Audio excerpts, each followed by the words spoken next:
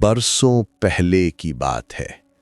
गांव धनौली में एक अजीब रिवाज था।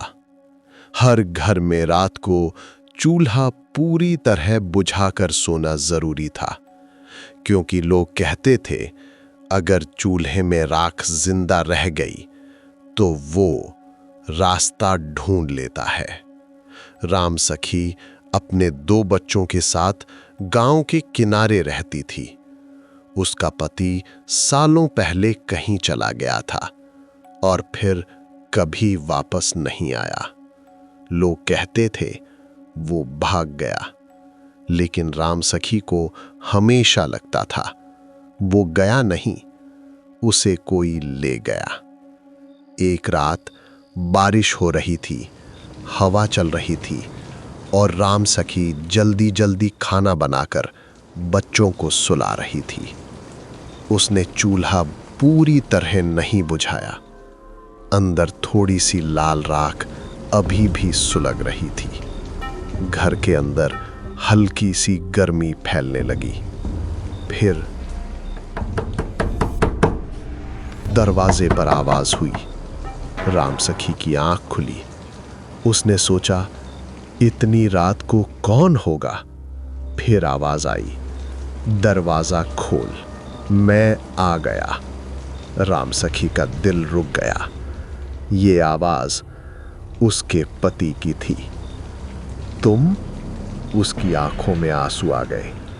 सालों बाद वो आवाज। फिर दरवाजा खड़खड़ाया।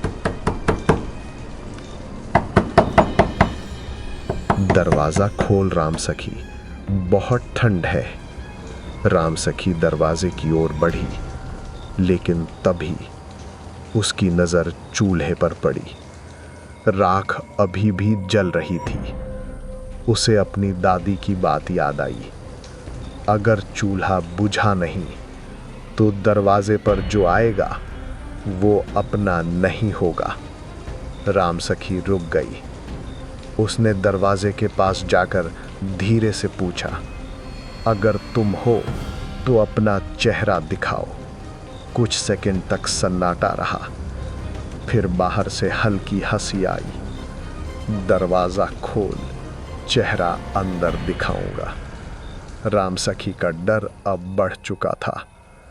उसने हिम्मत करके दरवाजे के नीचे की दरार से देखा।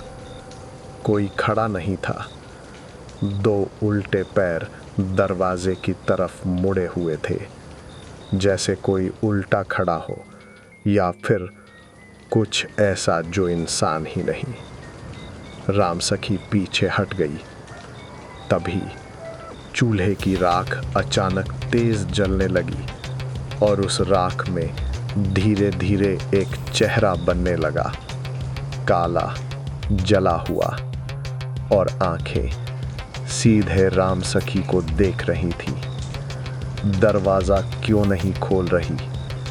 अब आवाज बाहर से नहीं, चूल्हे के अंदर से आ रही थी। बच्चे जाग गए।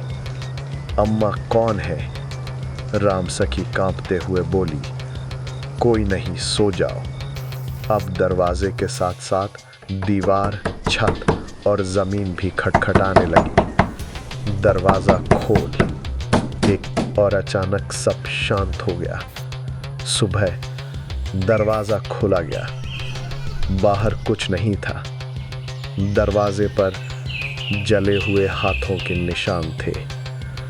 उस दिन के बाद राम सखी ने कभी चूल्हा अधूरा नहीं छोड़ा। रात को अगर दरवाजा खटखटाए तो पहले चूल्हा देखो, क्योंकि कभी कभी वो बाहर से नहीं, अंदर से आता है।